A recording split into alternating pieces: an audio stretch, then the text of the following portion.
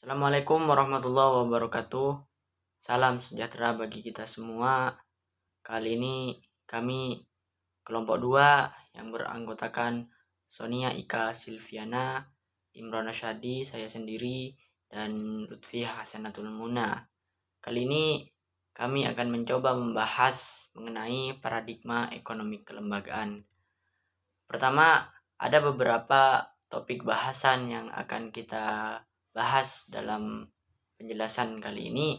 Pertama adalah perilaku teknologis dan ideologis. Yang kedua adalah realitas dan evolusi. Yang ketiga adalah metode kualitatif, partikularitas dan subjektivitas. Yang keempat adalah non-prediktif, nilai guna dan liabilitas data. Pertama, saya mungkin akan menjelaskan apa itu paradigma agar penjelasan atau agar pemaparan saya ini mengarah. Pertama adalah dari ahli Robert Friedrich. Paradigma adalah merupakan kumpulan tata nilai yang membentuk pola pikir seseorang sebagai titik tolak pandangannya sehingga terbentuk citra subjektif seseorang terhadap realita sehingga berujung pada ketentuan bagaimana cara untuk menangani realita tersebut.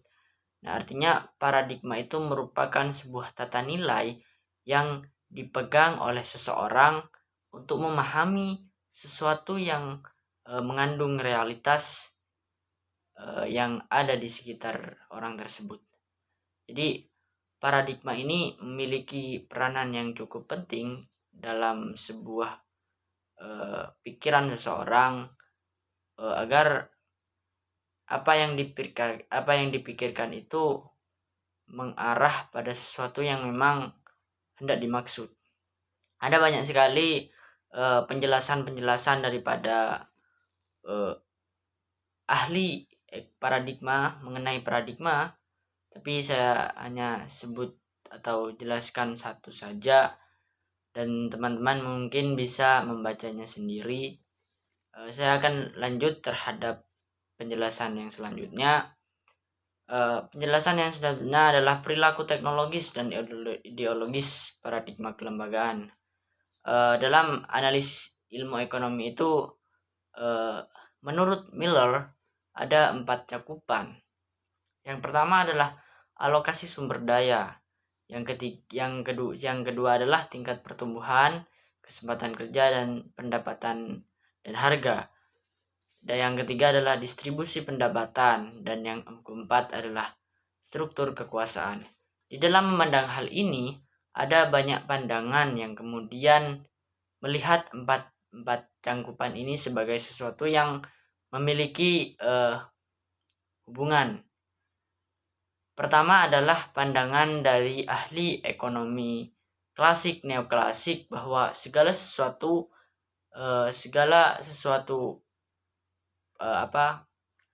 perilaku ekonomi itu ditentukan hanya dengan 3 cakupan, yaitu alokasi sumber daya, tingkat pertumbuhan, kesempatan kerja, pendapatan dan harga, juga distribusi pendapatan. Nah, ahli ekonomi klasik itu memandang ketiga hal tersebut. Artinya mereka itu memfokuskan dirinya pada 3 cakupan tersebut. Tetapi kemudian berbeda dengan ekonom kelembagaan atau ahli kelembagaan. Yang mereka sorot adalah struktur kekuasaan. Jadi ahli ekonomi kelembagaan itu mencoba memahami bagaimana struktur kekuasaan mempengaruhi kegiatan ekonomi. Bagaimana kemudian struktur kekuasaan itu memiliki andil yang bisa dikatakan cukup besar dalam sistem perekonomian di suatu negara maupun wilayah. Jadi apa yang ahli ekonomi kelembagaan sorot ini merupakan struktur kekuasaan yang memiliki peran yang cukup dominan di dalam menentukan kegiatan ekonomi.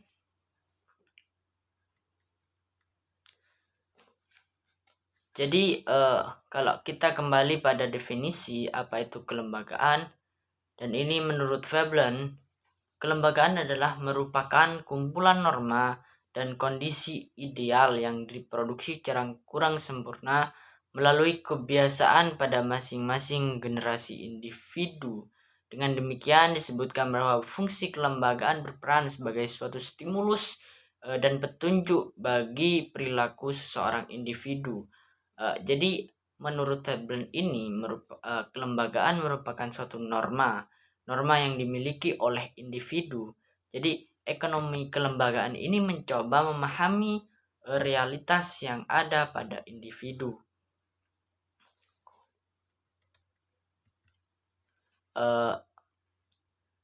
Ekonomi kelembagaan itu memfokuskan dirinya pada sesuatu yang tidak enak-enak lah. Kenapa demikian? Karena ekonomi kelembagaan ini mencoba memahami bagaimana kemudian inefisiensi, terus ada banyak hal-hal yang tidak mengenakan yang dicoba oleh kelembagaan ini untuk memahami suatu kegiatan ekonomi. Misalnya adalah konflik kepentingan. Ini konflik kepentingan ini syarat dengan politik. Artinya kembali lagi kepada pembahasan di awal, memang ekonomi kelembagaan ini mencoba memahami struktur kekuasaan yang di dalamnya ada banyak konflik kepentingan atau konflik of interest. Jadi ekonomi kelembagaan ini mencoba memahami sesuatu yang memang dilakukan oleh individu-individu maupun kelompok yang berkaitan dengan norma, dengan nilai yang dibawa oleh individu dan kelompok tersebut. Jadi ekonomi kelembagaan itu merupakan suatu analisis yang bisa dipegang selain digunakan untuk menganalisis bagaimana kemudian kegiatan ekonomi itu dari struktur kekuasaan atau dari sistem politik. Nah, jadi di slide ini kita ditujukan pada pendekatan klasik, neoklasik, dan pendekatan kelembagaan dalam melihat fenomena ekonomi. Jadi kalau pendekatan klasik itu banyak memaknai instrumen untuk menguliti persoalan ekonomi. Artinya pendekatan neoklasik itu hanya memfokuskan dirinya pada kegiatan ekonomi itu sendiri. Jadi dia tidak membahas di luar ekonomi. Nah, ahli ekonomi klasik itu berusaha menyusun model prediktif dan mendeskripsikan kasus exchange di seluruh suatu negara atau dunia. Artinya pendekatan klasik neoklasik itu melihat misalnya efisiensi, melihat bagaimana kemudian proses kesempatan kerja, pertumbuhan ekonomi, dan lain segala macam. Tetapi kemudian pendekatan kelembagaan melihat pada piranti atau struktur yang ada di dalam atau pada fenomena ekonomi. Ahli kelembagaan peduli pada evolusi, proses penciptaan, struktur kekuasaan, dan aturan main, serta membuat model pattern atau pola yang kemudian digunakan sebagai analisis untuk memahami fenomena ekonomi tersebut. Nah, di sini juga ahli kelembagaan membuat model-model untuk menjelaskan pola untuk menjelaskan perilaku manusia dengan menempatkan secara cermat di dalam konteks kelembagaan dan budaya. Ahli kelembagaan juga berusaha untuk membuat model pola atau pattern itu tadi. Berbeda dengan ahli neoklasik, bahwa ahli neoklasik berusaha menyusun model-model prediktif model-model prediktif yang menjelaskan perilaku manusia dengan mencatatkan secara cermat asumsi-asumsi dan menarik kesimpulan implikasi asumsi tersebut. Jadi apa yang bisa kita lihat dari ahli kelembagaan dan ahli klasik ini dalam memahami suatu fenomena ekonomi? Pertama adalah ahli neoklasik dan klasik memahami suatu realitas ekonomi pada ekonomi itu sendiri, pada fenomena ekonomi itu sendiri. Jadi berbeda dengan kelembagaan. Kalau kelembagaan itu memahami fenomena ekonomi terhadap sesuatu yang di luar ekonomi. Misalnya adalah ya kita lihat ya seperti yang tadi saya jelaskan bahwa ahli kelembagaan atau ekonomi kelembagaan memahami fenomena ekonomi dari struktur kekuasaan, dari konflik kepentingan yang ada di dalam penentu kebijakan. Nah, hal itu bisa kita simpulkan bahwa kelembagaan ini merupakan sesuatu yang bersifat evolusioner, bersifat kolektif, interdisipliner, dan non-prediktif. Berbeda dengan ahli neoklasik tadi bahwa dia membuat suatu, berusaha untuk menyusun suatu yang prediktif, yang spekulatif. Nah, ahli kelembagaan itu mencoba memahami pada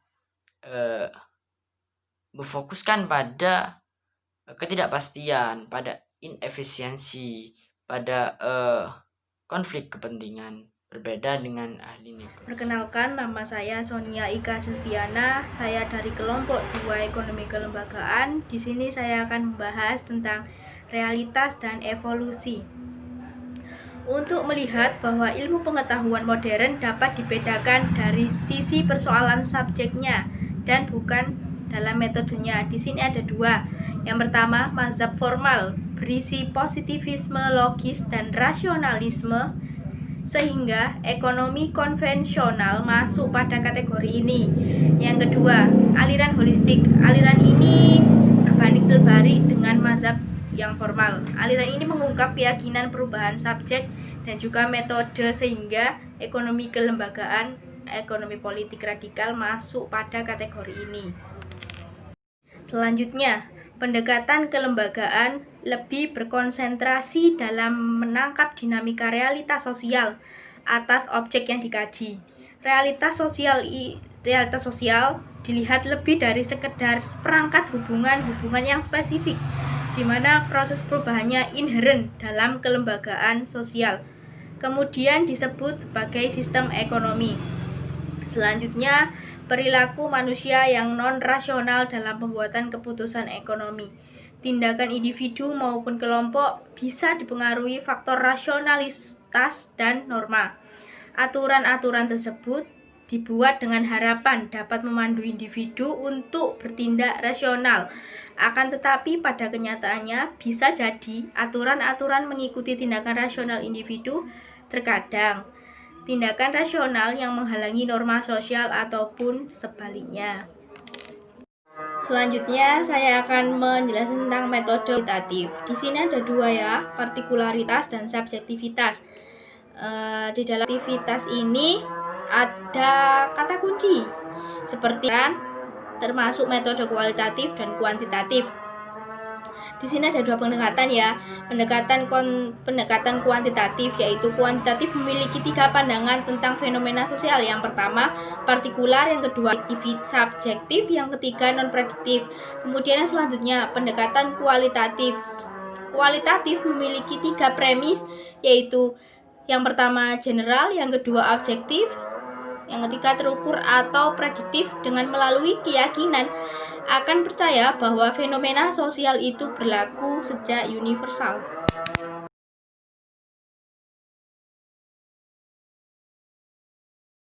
Nah, metode kualitatif dan kuantitatif, apa sih beda dari kedua metode tersebut? Yang pertama, saya akan jelaskan tentang metode pendekatan kualitatif. Pendekatan kualitatif ini bersandar pada pendekatan interpretif, yaitu dikaitkan dengan pelaku penelitian, fokusnya persoalan subjektivitas, sedangkan pendekatan kuantitatif menopang pada pendekatan positivistik. Metode ini dihubungkan pada objek penelitian, maka fokusnya adalah masalah partikularitas. Lewat premis partikularitas dibagi menjadi dua. Yang pertama, keyakinan bahwa fenomena sosial tidaklah tunggal dan penelitian kualitatif secara rendah hati setelah memperolehkan keterbatasannya. Yang kedua, pendekatan kualitatif memiliki keterbatasan pendekatan nomotetik dan idiosinkrotik.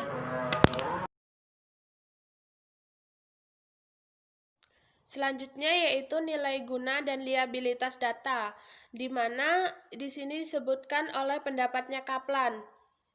Kaplan menyatakan bahwa if you can measure it, that I not it. Artinya, suatu pengukuran itu bukanlah merupakan isu sentral dalam sebuah penelitian.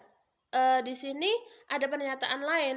Sebagian orang akan menerjemahkannya sebagai upaya perlawanan terhadap suatu pendekatan kuantitatif, yang mana dipercaya bahwa sesuatu itu bisa disebut sebagai penemuan apabila bisa diukur. Tetapi kenyataannya itu juga dapat diterjemahkan secara moderat seperti itu. Dan dalam tradisi kualitatif ada suatu isu utama, yaitu mengenai apa, bagaimana, kapan, di mana atas suatu fenomena itu terjadi. Jadi di sini kita berbicara tentang esensi dan lingkungan atmosfernya. Maksud dari apa itu mengenai apa yang terjadi dalam suatu peristiwa tersebut. Nah, bagaimana kita untuk mengatasi atau menyikapinya. Nah, untuk di mana itu kita menyatakan tempat, di mana tempat fenomena itu terjadi seperti itu, dan kapan itu menyatakan waktu fenomena atau kejadian itu terjadi pada saat itu. Selanjutnya yaitu secara substansif ada dua alasan penelitian kualitatif itu non-prediktif.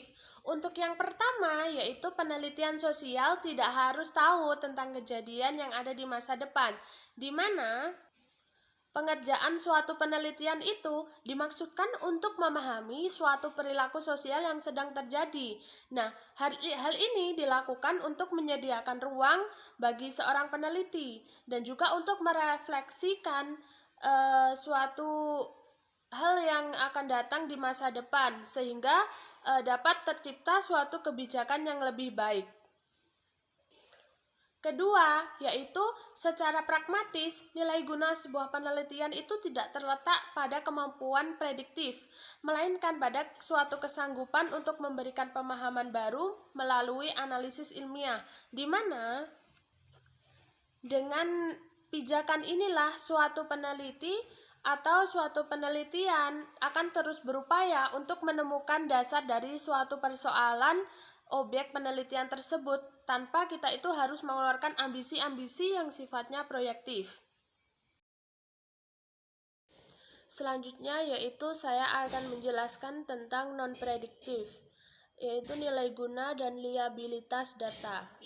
Dalam hal ini kita bisa membandingkan berdasarkan sifat prediktif atau non-prediktif. Rasanya akan lebih gampang untuk membedakannya dengan penelitian kualitatif dan kuantitatif, di mana setelah mengetahui uji analisisnya secara universal dan juga objektif, maka kita bisa membedakan. Untuk penelitian kuantitatif biasanya akan berujung pada peramalan tentang kemungkinan suatu peristiwa yang bakal terjadi akibat adanya pemantik yang diberikan, seperti itu. Contoh saja pemberian subsidi pendidikan dan kesehatan yang berkurang. Maka dari sini peneliti itu bisa memperkirakan seberapa besar berkurangnya, seperti itu. Nah, untuk penelitian kualitatif, maka seorang peneliti itu tidak untuk menyodorkan daya ramal tersebut, tetapi juga akan justru berkonsentrasi untuk menyajikan dari hasil dari sebuah masalah atau fenomena yang telah diamati tersebut. Sekian dan terima kasih atas partisipasi dari teman-teman. Semoga kita dapat memahami materi paradigma ekonomi kelembagaan, dan juga apabila ada hal-hal yang mengganjal bisa didiskusikan bersama-sama. Terakhir, wassalamualaikum warahmatullahi wabarakatuh.